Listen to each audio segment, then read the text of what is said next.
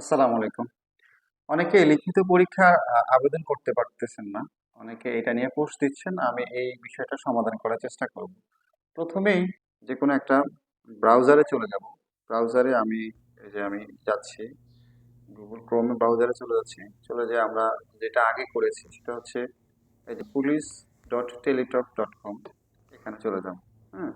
এই যে এখানে চলে যাওয়ার পর আমরা বাংলাদেশ পুলিশ টেলিটক এটাতে চলে যাব। এখানে আসার পর দেখেন আপনারা দেখা যাচ্ছে যে cadet sub inspector of police unarmed এটাতে ঢুকবো। এটাতে ঢোকার পর আমাদের এই যে এরকম একটা ইন্টারফেস আসবে। এখানে টেস্ট, এই যে টেস্টের জায়গায় রিটেন এক্সাম দিব। রিটেন এক্সাম দিব, তারপর হচ্ছে আপনার ইউজার আইডি দিবেন, তারপর হচ্ছে পাসওয়ার্ড দিবেন। পাসওয়ার্ড দিয়ে সাবমিট করলে আপনার আপনার যে জিনিসটা চলে আসবে সেটা হচ্ছে এরকম একটা ইন্টারফেস চলে আসবে। আমি দেখাচ্ছি আপনাকে।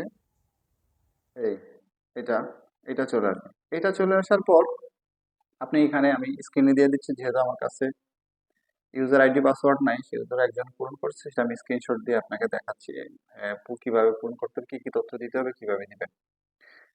এই যে এখানে দেখেন, প্রথমে হচ্ছে আপনার ক্যাডেট সাব ইন্সপেক্টর, আপনার নাম, তারপর হচ্ছে জন্মস্থান কোথায়, নিজ জেলা দিবেন, লিঙ্গ দিবেন, তারপর হচ্ছে ধর্ম কি আপনার সেটা দিবেন, তারপর হচ্ছে বর্ণ বা সম্প্রদায়, আপনি যদি মুসলিম বর্ণ বা সম্প্রদায় হয় তাহলে সুন্নি দিবেন।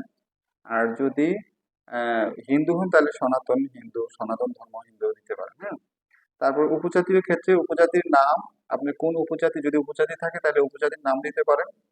তারপর হচ্ছে শনাক্তকরণ চিহ্ন। শনাক্তকরণ চিহ্ন বলতে মনে করেন আপনার এই এখানে এখানে কাটার দাগ আছে, আপনার এখানে জন্মগত দাগ আছে, বা পিঠে জন্মগত দাগ আছে, বা হাতের কোনো ত্রুটি থাকলে সেটা বলবেন, বা দেখা গেছে আপনি চশমা পরেন, বা আপনার গলাতে দাগ আছে, বা জন্মগত কোনো কাটাছিঁড়ার দাগ আছে, যেটা দিয়ে আপনি খুব সহজে শনাক্ত করা যায়, এরকম একটা শনাক্তকরণের চিহ্ন যদি থাকে দিবেন, না দিলে না থাকলে দেওয়ার দরকার নাই। মোবাইল নাম্বার দিবেন, উচ্চতা, ওজন, বুকের মাপ, এটা অটো সিলেক্ট থাকবে আপনার আগে যেটা হয়েছে। তারপর হচ্ছে পিতার তথ্যাদি। পিতার নাম এখানে লিখবেন। তারপর হচ্ছে পিতার নাম প্রথমে দিবেন হচ্ছে ইংরেজিতে, পরে দেবেন বাংলায়। বর্তমান পিতার পেশা কি সেটা দিবেন। অতীত কোনো পেশা ছিল কিনা সেটা দিবেন, যদি থাকে দিবেন, না দিলে দরকার নাই। তারপর হচ্ছে এই বর্তমান পেশার ক্ষেত্রে যদি আপনার বাবা গভর্নমেন্ট এমপ্লয় হয় গভর্নমেন্ট এমপ্লয় দিবেন। তারপর হচ্ছে যদি হয় কোনো কিছু না, যদি থাকে একেবারে আদার্স দিয়ে দিবেন। তারপর হচ্ছে জাতীয়তা বাংলাদেশের দিবেন, মোবাইল নম্বর দিবেন। আপনার বাবা জাতীয়তা কি, যদি বাংলাদেশে, অন্য কোথাও হলে অন্য কোথাও। Mobile number. স্থায়ী ঠিকানা, এটা হচ্ছে আপনার বাবার স্থায়ী ঠিকানা। স্থায়ী ঠিকানার ক্ষেত্রে আপনার প্রথমে হচ্ছে আপনার তার কোথায় থাকে, কি আসলে গ্রাম, সড়ক, বাড়ি, বাসা এখানে লেখা আছে, দেখা যাবে দেখেন। তারপর হচ্ছে তার জেলা কোথায়, উপজেলা, থানা কোথায়, ডাকঘর কোথায়, পোস্ট কোড কি। যদি আপনার বাবা আপনার সাথে থাকে তাহলে সেই ঠিকানা দেবেন, আর যদি অন্য কোথাও ফোন করবেন। তারপর হচ্ছে মাতার তথ্যাদি, মাতার নাম দিবেন। তারপর প্রথমে ইংরেজিতে দিবেন, পরে বাংলায় দিবেন। বর্তমান পেশা, তার কি পেশা, অতীতেও কোনো পেশা থাকলে দিবেন, জন্মস্থান দিবেন, জাতীয়তা, মোবাইল নাম্বার দেওয়ার পর তারপর হচ্ছে আপনার এরকম একটা ইন্টারফেস চলে আসবে। তারপরে হচ্ছে স্থায়ী ঠিকানা, আপনার মাতার স্থায়ী ঠিকানা কি ওই যে আগের মতো আপনার বাবা যেরকম ওরকম স্থায়ী ঠিকানা। আর যদি মৃত হয়, আপনার বাবা মা কোনো কেউ মৃত হয়, তাহলে ওই যে ওখানে মৃত লিখে দিবেন, স্থায়ী ঠিকানা এগুলা। আর তার ঠিকানা না দিলেও চলবে, সে যদি মারা গেছে। তারপরে হচ্ছে আপনার পিতামাতার অবর্তমানে অভিভাবকের তথ্যাদি। আপনার অভিভাবক যদি পিতামাতা না থাকে, আপনার মামা থাকতে পারে, আপনার চাচা থাকতে পারে, বা আপনার বড় ভাই থাকতে পারে, যারা আপনার পিতার অবর্তমানে আপনার তথ্যাদি আহ, তথ্যাদি আপনার দিতে পারেন। হ্যাঁ। তারপর হচ্ছে এই যে যদি অভিভাবক না থাকে তাহলে সেক্ষেত্রে দিবেন, আর যদি থাকে তাহলে দেওয়ার দরকার নাই। এখানে অভিভাবকের নাম লিখবেন। অভিভাবকের নাম প্রথমে ইংরেজিতে লিখবেন, পরে বাংলায় লিখবেন। বর্তমানে তার পেশা কি লিখবেন, অতীতে কোনো পেশা ছিল কিনা, জন্মস্থান, জাতীয়তা, মোবাইল নম্বর, এগুলো খুব সহজ দিয়ে দিবেন। তারপর হচ্ছে আপনার স্থায়ী ঠিকানা, সরি এটা হচ্ছে ওই যে আপনার অভিভাবকের স্থায়ী ঠিকানা যিনি আছেন। যদি আপনার বাবা জীবিত থাকে তাহলে এই অভিভাবকের দরকার নাই, এই তথ্যগুলো দরকার নাই যদি বাবার তথ্য দিয়ে থাকেন। আর অভিভাবকের যদি না থাকে তাহলে সেক্ষেত্রে তথ্য দিতে হবে। স্থায়ী ঠিকানা গ্রাম, সড়ক, বাড়ি, ওই যে আগের মতো উপজেলা, তারপর হচ্ছে ডাকঘর, পোস্ট কোড দিয়ে দিবেন। তারপর হচ্ছে ভাই ও বোনের তথ্যাদি। আপনার ভাই বোন থাকলে তার ভাই বোন কতজন সেটা কন্ট্যাক্ট নাম্বার অনুযায়ী, এই যে কন্ট্যাক্ট নাম্বার 1, আপনার তার নাম কি, সম্পর্ক কি, ভাই না বোন, তার পেশা কি, মোবাইল নাম্বার, পূর্ণ ঠিকানা। আপনার যদি ভাই বোন আপনার সাথে থাকে তাহলে আপনার ঠিকানাটা এখানে দিয়ে দিবেন। তারপরে হচ্ছে অ্যাড মোর। এখানে অ্যাড মোরের ক্ষেত্রে দেখলে অবশ্যই নিকট আত্মীয়, মামা, চাচা, খালু, ফুফার তথ্যাদি। হুম। যদি মনে করেন ওই যে আগে যদি আপনার ভাই বোন বেশি থাকে প্রত্যেকের জন্য ইয়া দিয়ে দিবেন, আর যদি যতজন থাকে ততজনে অ্যাড মোর করে দিয়ে দিবেন। তারপর হচ্ছে নিকটতম আত্মীয়জন, চাচা, ফুফা, খালু, যে যারা যারা তাদের নাম দিবেন। এই যে নাম দিবেন, মনে করেন চাচা হইলে এখানে আপনার লিখবেন নাম প্রথম, তার সম্পর্ক কি, তার পেশা কি, মোবাইল নাম্বার কি, পূর্ণ ঠিকানা কি, এটা দিয়ে দিবেন। যতজনকে দিতে পারেন আর কোনো সমস্যা নেই। তারপর ওই যে এখানে অ্যাডমোর আছে, যদি আপনার চাচা ফুফা কেউ থাকে, যতজন দেওয়ার দরকার হয় 2-3 জন দিলেই হবে। তারপর হচ্ছে আপনার কখনো মেডিকেল করতে কোনো ধরনের বড় নিয়োগ ও, আহ, সরকারি চাকরি নিয়োগের জন্য অনুপযুক্ত ঘোষিত হলে তার বিবরণ। যদি না হয়ে থাকেন তাহলে দরকার নাই।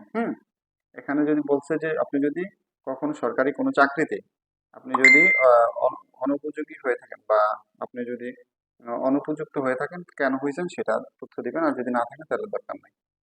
তারপর হচ্ছে ইতিপূর্বে কখনো গুরুতর অসুস্থতা ভুগছেন কিনা, শারীরিক জখম বা সংক্রান্ত ব্যাধি আছে কিনা।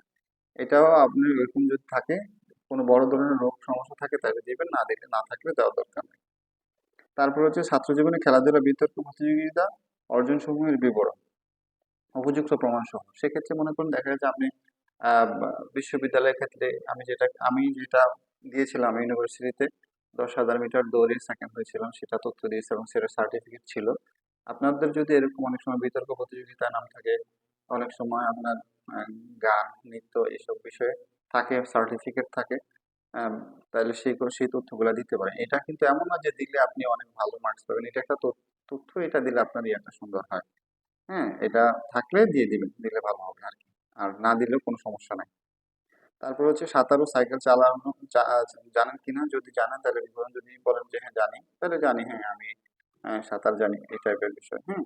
উম, দিবেন। তারপর হচ্ছে আপনি সাইকেল চালাইতে জানেন, এটা বলবেন। মোটর সাইকেল চালানোর বৈধ লাইসেন্স আছে কিনা, থাকলে লাইসেন্সের নম্বর ও তারিখ এটা লিখবেন। লাইসেন্সটা কত সালে আপনার, কত সময় আপনার ইস্যু হয়েছে, ডেট এক্সপায়ার করতে ওরকম দিয়ে দিবেন। আর তারপরে হচ্ছে মোটর সাইকেল চালানোর বৈধ লাইসেন্স আছে কিনা, থাকলে লাইসেন্স, হ্যাঁ, নম্বর ও তালিকা চাইলে গেল। তারপর সমাজ কল্যাণ ও সাংস্কৃতিক বিষয়ে কার্য অংশগ্রহণের বিবরণ যদি থাকে, আপনার মনে করে সাংস্কৃতিক যেটা বললাম, নাচ, যে গান, এগুলো কোনো কিছু থাকলে সেটা দিয়ে দেবেন। প্রার্থী এককভাবে, যৌথভাবে অথবা বেনামিতে কোনো ভূ স্থাবর সম্পত্তি আছে কিনা, থাকলে তার বিবরণ। যদি আপনার নামে কোনো ধরনের সম্পত্তি থাকে তাইলে সেই সম্পত্তির বিবরণটা দিয়ে দিবেন। মনে করেন আপনি আপনার বাবা মারা গেছে, আপনার মারা যাওয়ার আগে আপনাকে কোনো সম্পত্তি দিয়ে গেছে, তাহলে সেই সম্পত্তির বিবরণ কোন জায়গায় কি আসবে সেগুলো দিবেন। যদি না থাকে আপনার তাহলে তাহলে দেওয়ার দরকার নেই। তারপর হচ্ছে প্রার্থী ইতিপূর্বে কোনো ফৌজদারি মামলা অভিযুক্ত বা সাজাপ্রাপ্ত হয়েছে কিনা, ফলে সূত্র আচ্ছা, এক্ষেত্রে আপনার যদি কোনো ফৌজদারি মামলা থাকে, অনেক সময় মামলা সাজাপ্রাপ্ত করলে আপনি সাজাপ্রাপ্ত খালাস হয়ে যান, বা একটা মামলা নিষ্পত্তি হয়ে যায়, এরকম যদি থাকে তাহলে সেটা বিবরণ দিবেন। তারপর হচ্ছে প্রার্থী ইতিপূর্বে পুলিশ বাহিনী ত্যাগ করে থাকলে তার বিবরণ। যদি আপনি এর আগে পুলিশে চাকরি করে থাকেন, দেখা যায় কনস্টেবল, অনেক সময় পুলিশে চাকরি করছেন, এখন সাব ইন্সপেক্টর হবেন, সেই সেক্ষেত্রে তাদের ওইখানে দিবেন। এবং দেওয়ার পর তারপর হচ্ছে আপনাদের এরকম একটা ইয়া আসবে। তারপর হচ্ছে এখানে 3 জন ব্যক্তির নাম ও ঠিকানা, যাদের প্রার্থী উত্তরাধিকার হিসেবে বলে গণ্য করেন। উত্তরাধিকার বলতে আপনি মারা গেলে আপনি যারা যারা আপনার সম্পত্তির উত্তরাধিকার হবে সে তাদের নাম দিবেন। মনে করেন এখানে আপনার বাবার নাম দিবেন, আপনার মায়ের নাম দিতে পারেন, আপনার ভাই, আপনার বোন, এদের 3 জন যাদেরকে আপনি মোটামুটি উত্তরে, আপনি মারা গেলে এই সম্পত্তির মালিক যারা হবে মনে করেন তাদের নাম দিয়ে দিবেন। এই যে নাম, সম্পর্ক, পূর্ণ ঠিকানা, তারা কোথায় থাকে এই বিষয়ে।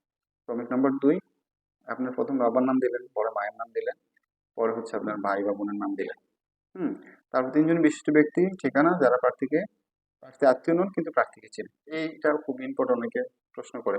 এটা হচ্ছে যে আপনি মনে করেন আপনার এলাকার একটু বিখ্যাত ব্যক্তি দিলেন, যেমন চেয়ারম্যান, মেম্বার, বা স্কুল শিক্ষক, বা হচ্ছে কোনো রাজনৈতিক নেতা, বা আপনার হচ্ছে স্থায়ীভাবে যাকে আপনাকে যাকে ফোন দিলে আপনাকে চিনবে, হ্যাঁ এই লোক, এই ধরনের মানুষের নাম দিবেন। হুম। নাম লিখবেন, পূর্ণ ঠিকানা, সে কোথায় বসবাস করে, কোথায়। অনেকে দেখা গেছে একজনের নাম দিয়ে দিচ্ছে, তাকে সে চিনে না, এটা কিন্তু করবেন না। আর নাম দেওয়ার পর অবশ্যই তাকে বলে দিবেন যে আপনার নামটা আমি সাব ইন্সপেক্টর নিয়োগ পরীক্ষা দিয়েছি, সেখানে সেখানে দিয়েছি আপনার নাম। আপনাকে ফোন করলে বা আপনার তথ্য জানতে চাইলে আমাকে চিনেন বা জানেন এটা বলবেন। অর্থাৎ যে ব্যক্তি আপনাকে চিনে জানে এবং তাকে ইনফর্ম করা, যাতে তাকে ফোন দিলে বা তার সাথে যোগাযোগ করলে যে আপনাকে চিনে জানে, এই ধরনের। এবং যে লোকগুলো আপনার সম্পর্কে ইতিবাচক ধারণা পোষণ করে সেসব লোকের নাম অবশ্যই দেবেন এখানে। এরপর হচ্ছে সর্বশেষ হচ্ছে কোনো ঠিকানা, এবং সর্বশেষ হচ্ছে নেক্সট। এই তো, এই মোটামুটি ঠিকানা, এই সবকিছু আমাকে একজন স্ক্রিনশট দিয়ে পাঠিয়েছে, সেই জন্য আমি এবার এতটুকু দিতে পারলাম। যদি এর পরে কোনো তথ্য থাকে সেটা আমাকে দিতে পারেন, আমি চেষ্টা করবো আপনাদেরকে বলার। ভালো থাকবেন। আর কোনো প্রশ্ন থাকলে, আর অনেকে দেখা গেছে বলতেছে পারতেছি না, কিভাবে কি করবো না করবো, যদি না হয় তাহলে আবার ট্রাই করেন। আবার 2 বার 3 বার ট্রাই করার পরও একটু, মানে একটু মনে করেন আহ, এমন সময়টাতে করার চেষ্টা করবেন যখন সব মানুষ সচরাচর আবেদন করবে না। অনেক সময় দেখা যায় অনেকে আবেদন করলে একটু যে সার্ভার জ্যাম থাকে, সেই জন্য হয়তো ঝামেলা হতে পারে। তবে চেষ্টা করবেন একটু মানে এমন সময় করে যাতে মনে হয় যে এই সময় কেউ করবে না, এই সময়টাতে বেছে নেবেন। আর তারপরে যদি সমস্যা হয় তাহলে ওই যে নিয়োগ বিজ্ঞপ্তিতে একটা টেলিটুক নাম্বার আছে, দেখেন টেলিটুক নাম্বার। এই টেলিটক নাম্বারে ফোন দিয়ে আপনার কমপ্লেনটা দিতে পারেন যে আমি এই সমস্যায় ভুগতেছি, এখন আমার সার্ভার জটিলতা, আমি কি করব। তারা হয়তো অনেক অনেক কিছু সমাধান করতে হবে, যে সার্ভারের যে এটা তো আমাদের হাতে না, বা আমি জানি না। তারাও এটা সর্বোচ্চ সলিউশন দিতে পারে। ভালো থাকবেন সবাই। আসসালামু আলাইকুম।